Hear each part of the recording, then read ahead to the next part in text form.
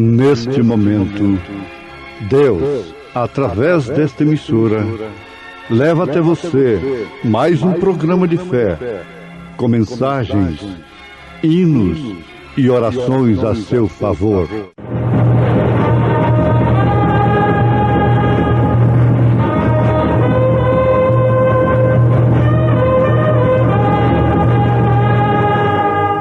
Fé para vencer. Somente crer, somente crer, tudo é possível,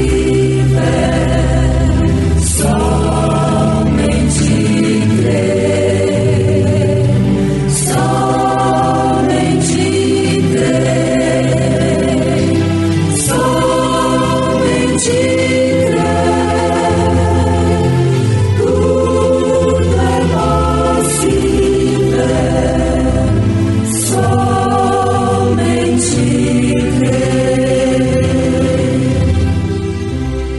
Então o Senhor, da sua parte, fez chover do céu enxofre e fogo sobre Sodoma e Gomorra, e subverteu aquelas cidades e toda a planície, e todos os moradores das cidades, e o que nascia da terra. Mas a mulher de Ló olhou para trás e ficou convertida em uma estátua de sal. E Abraão levantou-se de madrugada e foi ao lugar onde estivera em pé, diante do Senhor, e, contemplando Sodoma e Gomorra e toda a terra da planície, viu que subia da terra fumaça como de uma fornalha.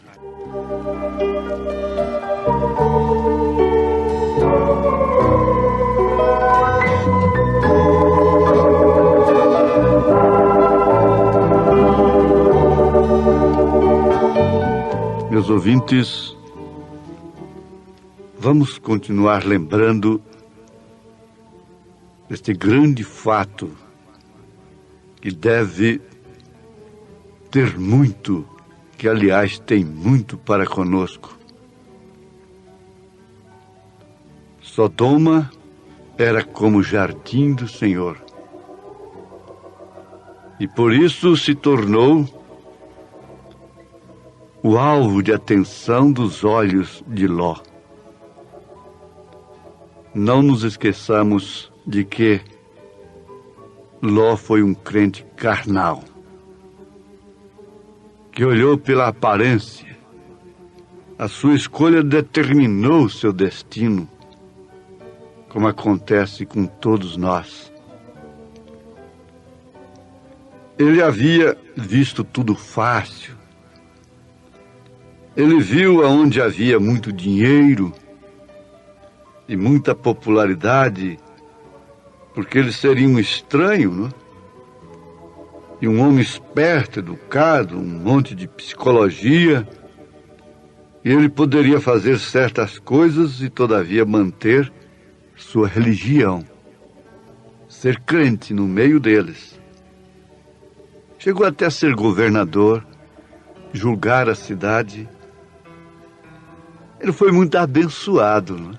Prosperou demais. Alguém poderia dizer: está vendo como Deus abençoou a Ló? E o que tem Abraão? Abraão não tem nenhum televisor na tenda dele, não tem um telefone, não ouve as notícias, não vai no cinema, não tem uma grande catedral. Agora Ló não. Ló fez uma grande escolha. Espere um pouco, gente. Espere um pouco. Ló também estava pensando assim: veja como tudo foi melhor para mim. Para começar, você vai guardar uma coisa, que Ló não era filho de Abraão. Ele era sobrinho. Olha lá se não tem muito o que ver. com a nossa geração de crentes, de sobrinhos de Abraão, porque estão fazendo a mesma escolha. Não estão tendo a mesma fé que Abraão teve. Não tem a mesma visão que Abraão teve. Não viu a mesma coisa que o profeta de Deus viu. E naturalmente fez a escolha da carne, a escolha natural, esperando ser recompensado simplesmente pelo que via. Afinal, a terra era como o jardim do Senhor. Mas o jardim do Senhor não é agora, não é aqui, não é Sodoma, não é Gomorra. Jesus disse: lembrai-vos dos dias de Noé, bem como lembrai-vos também dos dias de Ló, em que a terra tem se tornado uma verdadeira Sodoma e Gomorra. E todos que prosperam pensam da mesma forma. Temos feito a mesma coisa e Deus tem nos ajudado, nos abençoado. Nos Estados Unidos existe fé hoje que é assim: quem não é rico é porque Deus não abençoou, é porque não tem a verdadeira fé. Então Ló pensou assim: eu tenho fé em Deus, somente irei até Sodoma e eu ganharei algum dinheiro extra e eu me tornarei um grande homem, possivelmente um maravilhoso pregador, né? E vou fazer justiça, vou elaborar muitas leis boas, vou salgar a terra. Está vendo o que é a cegueira? Está vendo a consequência de não crer, não receber o profeta de Deus? Mas ele não tinha culpa de ser sobrinho de Abraão, o que era uma grande vantagem, mas não era tudo. Era preferível ele ser uma mulher, uma senhora, uma pobre escrava de Satanás nos dias de Jesus, que andava encurvada, mas contudo era uma filha de Abraão.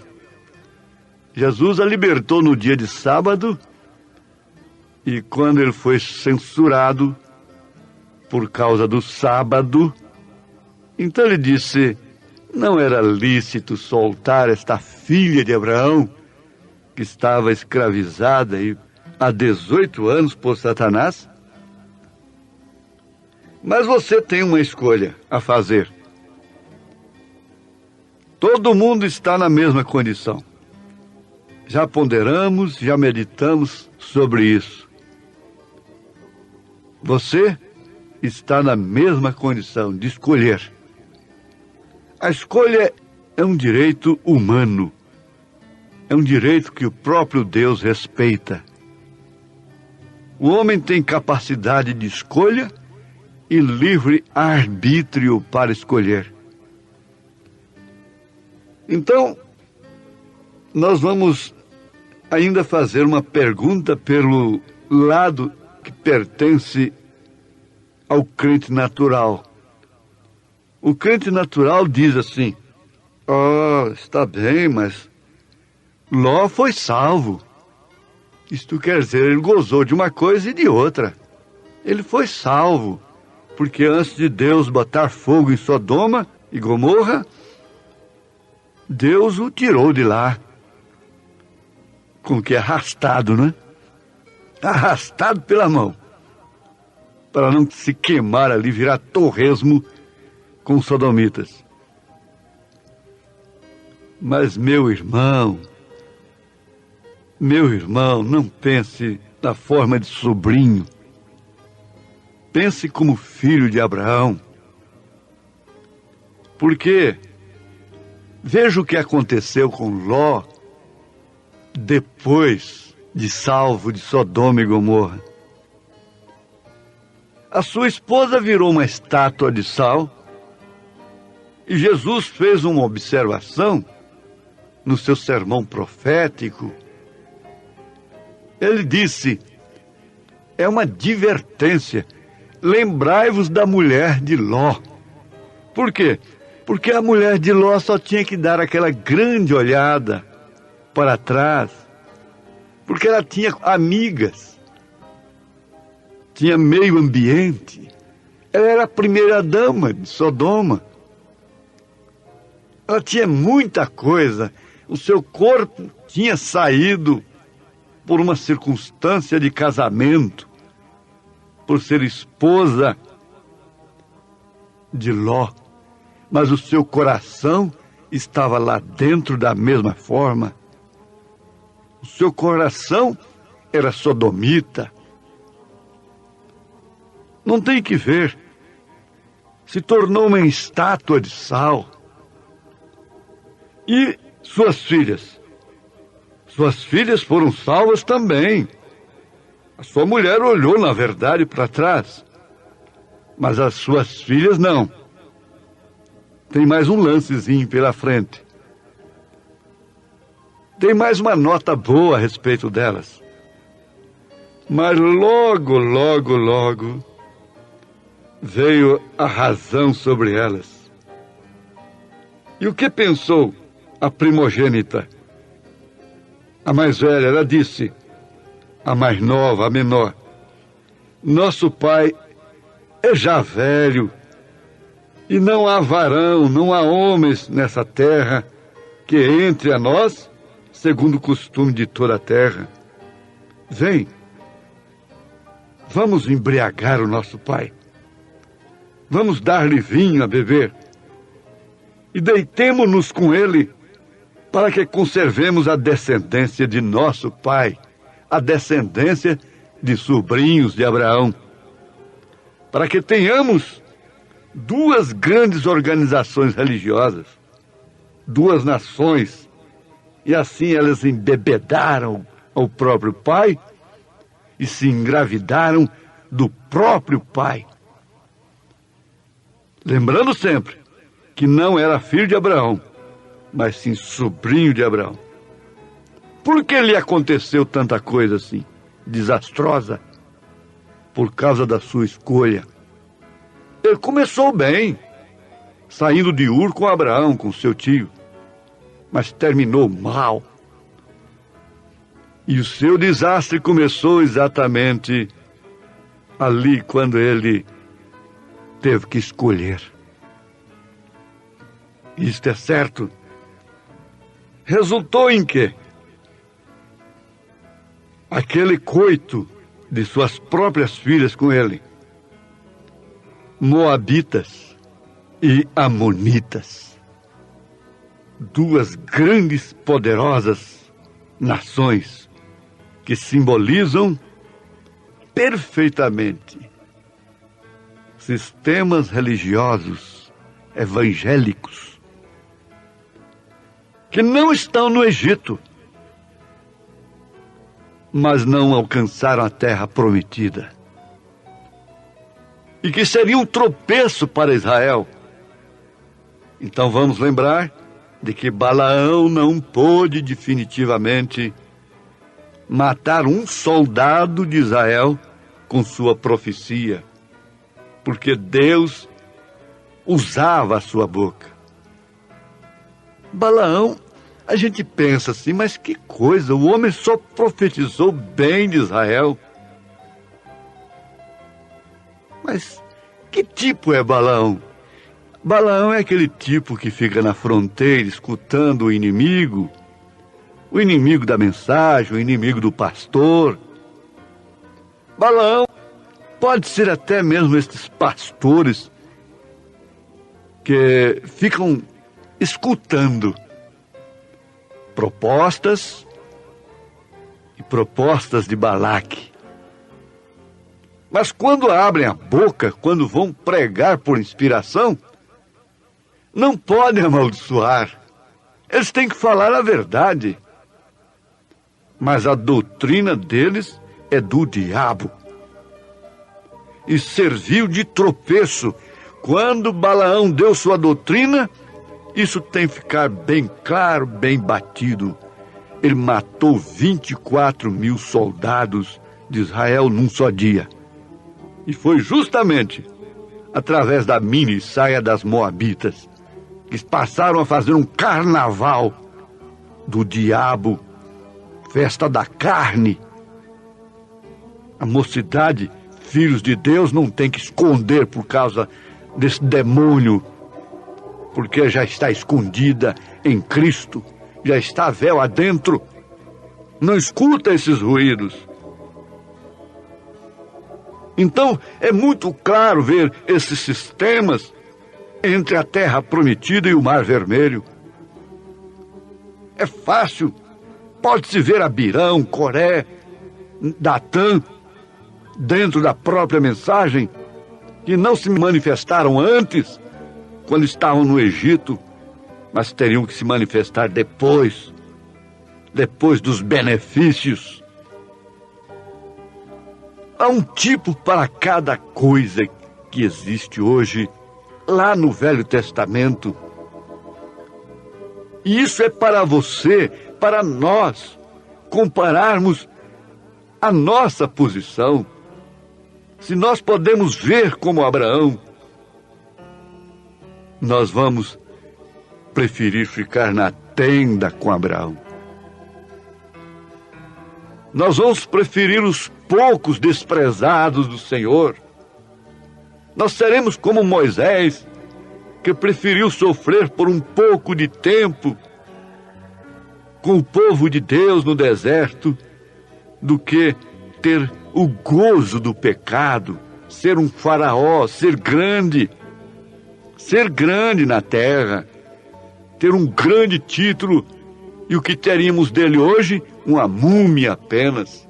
Mas por ter feito a grande escolha, louca na hora, mas grande escolha, porque escolheste este caminho, uma grande porção dos céus espera por ti.